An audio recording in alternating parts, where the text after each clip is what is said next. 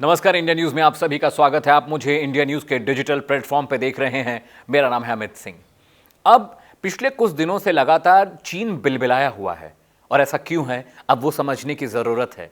अब तक भारत कहा करता था कि चीन ने एलएसी के इस इलाके में घुसपैठ कर ली या अमुक इलाके में नियम कायदों को तोड़ दिया या सेना की चौकियों पर हमला किया है, लेकिन इस बार उल्टा हुआ है। इस बार भारत ने उन इलाकों में फिर से कब्जा किया है जो कभी उसका इलाका थे, कभी उसका हिस्सा थे, जिस पर चीन ने धोखेबाजी से जबरदस्ती कब्जा किया था। पैंगोंग लेक का इलाका आप जानते हैं, जहां पे 8 फिंगर्स हैं, और ये लद्दाख का वो इलाका जहां लगातार चीन और भारत में टसल मची रहती है, झड़पें होती रहती हैं। कभी चीन इस पार आता है, कभी भारत उसे रोकने की कोशिश करता है। अब एक जो नया अपडेट ये है कि बीते 3 दिनों में यानी 29, 30 और 31 अगस्त की रात को चीन ने जबरदस्ती एलएसी पर घुसपैठ करने की कोशिश की और उनकी इस घुसपैठ को नाकाम किया है।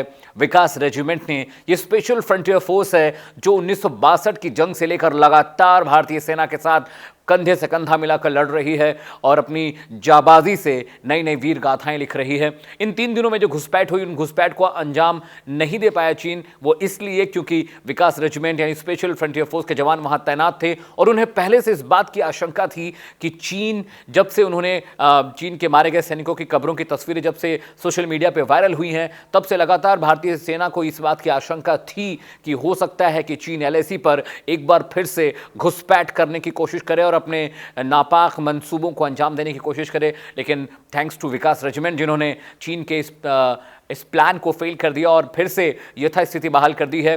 मैं आपको बताऊं, ब्लैक टॉप वो इलाका है जिसे काली पहाड़ी कहते हैं, काली चोटी भी कहते हैं। वो इलाका है जहां से पैंगोंग इलाके का पूरा सर्विलांस आप कर सकते हैं। मतलब पैंगोंग का चप्पा चप्पा उस ऊंचाई से दिखाई देता है और चीन की हमेशा ये कोशिश थी कि ब्लैक टॉप का जो इलाका है चीन उस पर कब्जा कर ले, ताकि वो भारत की चौकियों पर, भारत की सरहद पर सैनिकों की आवाजाही, हर चीज़, हर तरह की मूवमेंट को देख सके, उसका सर्विलांस कर सके। अब क्या है कि जब इंडिया ने काला टॉप पे यानी ब्लैक टॉप पे जब कब्जा किया, तो चीन दूतावास से एक बयान आया कि इंडिया हमारे इलाके में घुस गया है, एलएसी पे जो हमारे बीच एग्रीमेंट हुआ था उसको तोड़ रहा है। तो अब ये मतलब इस बात में दुनिया हंस रही थी कि अब तक चीन ये करता आया है और हमने अपने इलाके पर दोबारा से कब्जा किया है। मैं आपको बताऊं, 2-3 बड़ी अहम चीज़ें हैं। इस वक्त देश के रक्षा मंत्री रशिया जा रहे हैं और कुछ दिन पहले ही चाइना और रशिया में एक करार हुआ था। उस करार के तहत S-400 एक एयर डिफेंस सिस्टम है जो रशिया इंडिया को भी दे रहा था और चीन को भी। और जब से ये घटनाएं बढ़ी हैं एलएसी पे, रशिया ने चीन को उस इक्विपमेंट, एमिनेशन, आर्म की सप्लाई करने से रोक दिया। ये बहुत बड़ा झटका है चाइना के लिए, क्योंकि एयर डिफेंस सिस्टम उतना ही इंपॉर्टेंट जैसे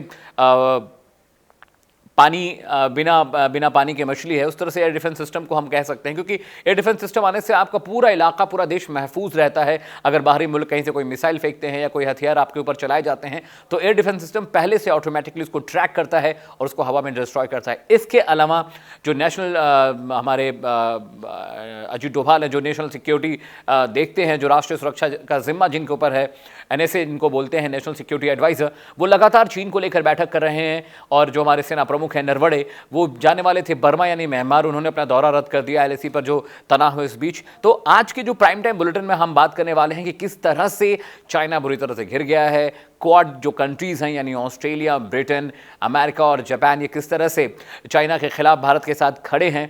इसके अलावा एक बहुत अहम चीज़ मैं आपको बताऊं कि 1971 का वॉर, वो वॉर जब पाकिस्तान के खिलाफ इंडिया भिड़ी थी और पाकिस्तान का एक इलाका अलग होकर बांग्लादेश बना था, उस वक्त अमेरिका और ब्रिटेन ने भारत का साथ नहीं दिया था, लेकिन रशिया ने भारत का साथ दिया और युद्धपोत भेजे थे साउथ चाइना सी में।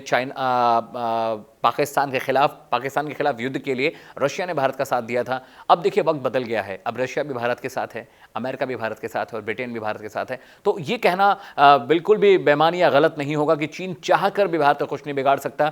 और इस तनातनी के बीच भी दोनों तरफ से सेनाओं ने अब लगातार डिप्लॉयमेंट बढ़ा दिया है, सेना की संख्या बढ़ गई है, हथियारों का डिप्लॉयमेंट बढ़ गया है। इंडिया ने भी पूरी पुख्ता तैयारी कर ली, क्योंकि ये 1962 का इंडिया नहीं है जो भारत के पास हथियार नहीं थे, साजो सामान नहीं थे, पैसा नहीं था, इक्विपमेंट नहीं था, टेक्नोलॉजी नहीं थी। लेकिन अब भारत हर तरफ से चाइना के सामने 20 है, 19 कहीं से भी नहीं है। हमारे पास हथियार है, हमारे पास टेक्नोलॉजी है, हमारे पास उम्दा किस्म के हथियार हैं। रशिया, इजराइल, अमेरिका, ब्रिटेन जैसे मुल्क लगातार हमें हथियारों की सप्लाई कर रहे हैं और हमारे साथ खड़े हैं। तो आज के बुलेटिन में इसी खबर पर बात होगी। मेरा ट्विटर हैंडल है जॉर्नो अमित सिंह, इस नाम से मैं फेसबुक और इंस्टाग्राम पे भी पाया जाता हूं। तो जॉर्नो अमित सिंह पे कोई प्रतिक्रिया हो, किसी तरह का मशवरा हो, सवाल हो, ज़रूर मुझे इनबॉक्स करें, ज़रूर मुझे मैसेज करें। और मेरे प्रोग्राम को देखने के बाद आप ज़रूर मुझे बताएं कि उस प्रोग्राम में आपको क्या चीज़ अच्छी लगी या कोई खामी, कोई कमी आपको लगती है तो मुझे ज़रूर बताएं। कल फिर से मुलाकात होगी एक नई खबर, एक नए एंगल के साथ। तब तक आप देखते रहिए इंडिया न्यूज़। नमस्कार।